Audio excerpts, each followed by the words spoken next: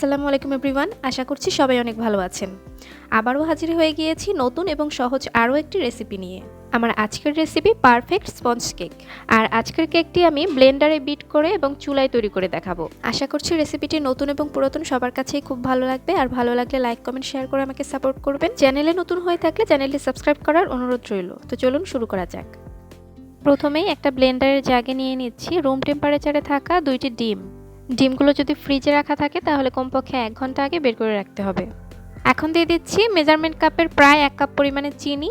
চিনিটা 1 কাপের থেকে সামান্য কিছুটা কম আছে, তবে যারা মিষ্টি বেশি পছন্দ করেন তারা পুরোপুরি 1 কাপ দিলেই চলবে। ডিমের গন্ধটা যাতে না আসে সেজন্য দিয়ে দিচ্ছি প্রায় 1/4 চা চামচের মতো ভ্যানিলা এসেন্স। যাদের কাছে ভ্যানিলা এসেন্স নেই তারা এখানে চাইলে এলাচ গুঁড়ো ব্যবহার করতে পারেন। 1/4 কাপ দিয়ে দিচ্ছি রান্নার তেল আর সামান্য কিছুটা পানি দিয়ে দিচ্ছি, এই ধরুন 1.5 টেবিল চামচ হবে। এবার সব উপকরণগুলো একসাথে একটু সময় নিয়ে ব্লেন্ড করে নিচ্ছি। প্রায় 2 থেকে 3 মিনিট সময় নিয়ে এটাকে ব্লেন্ড করতে হবে, যাতে এর মধ্যে চিনিটা পুরোপুরি গলে যায়, অর্থাৎ এর মধ্যে চিনির দানাদার ভাবটা যাতে না থাকে। অন্যদিকে একটা মিক্সিং বোলে শুকনো উপকরণগুলো চেলে নিচ্ছি। প্রথমে নিয়ে নিচ্ছি 1 কাপ আটা, আপনারা চাইলে ময়দাও নিতে পারেন, ময়দা দিয়ে কেকটা আরও বেশি ভালো হবে। এর মধ্যে নিয়ে নিচ্ছি 2 টেবিল চামচ গুঁড়ো দুধ, 1 চা চামচ পরিমাণে বেকিং পাউডার দিয়ে দিচ্ছি, 1 চিমটি পরিমাণে বেকিং সোডা অথবা খাবার সোডা দিয়ে দিচ্ছি।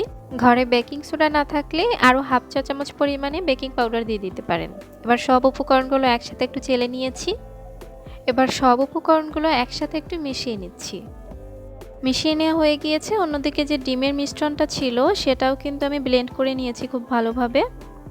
এবার শুকনো উপকরণগুলোর মধ্যে ডিমের মিশ্রণটা দিয়ে দিচ্ছি, দিয়ে খুব ভালোভাবে এটাকে মিশিয়ে নিচ্ছি। আপনারা কিন্তু কোনোভাবেই ডিমের সাথে শুকনো উপকরণগুলো একসাথে ব্লেন্ড করতে যাবেন না, তাহলে কিন্তু এই কেকটা খুব বেশি সফট হবে না, এটা কিন্তু হার্ড হয়ে যাবে অনেকটাই। আমি ডিমের সাথে শুকনো উপকরণগুলো খুব ভালোভাবে মিক্স করে নিয়েছি। এবার এর ঘনত্বটা দেখিয়ে দিচ্ছি। ব্যাটারের ঘনত্বটা হবে ঠিক কনডেন্সড মিল্কের মতো।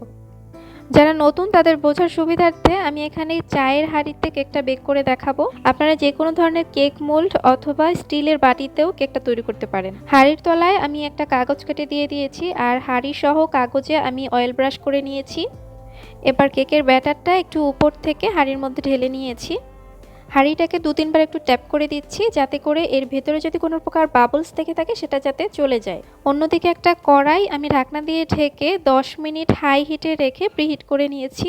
এবার কেকের পাত্রটা কড়াইয়ের মধ্যে বসিয়ে দিয়ে একটা ঢাকনা দিয়ে ঢেকে মিডিয়ামের থেকে সামান্য একটু কম আঁচে এটাকে রান্না করতে হবে প্রায় 40 থেকে 45 মিনিটের মতো। আমি প্রায় 50 মিনিট এটাকে বেক করে নিয়েছি।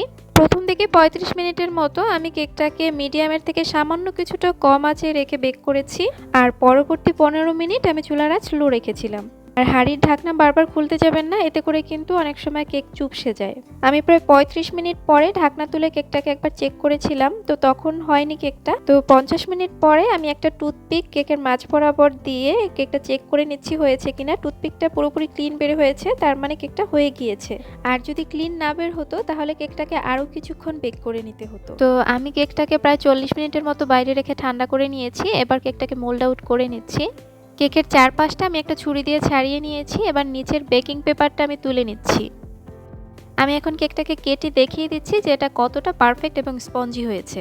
আশা করছি আজকের রেসিপিটিও সবার কাছে ভালো লেগেছে। আর ভালো লাগলে লাইক কমেন্ট শেয়ার করে আমাকে সাপোর্ট করবেন।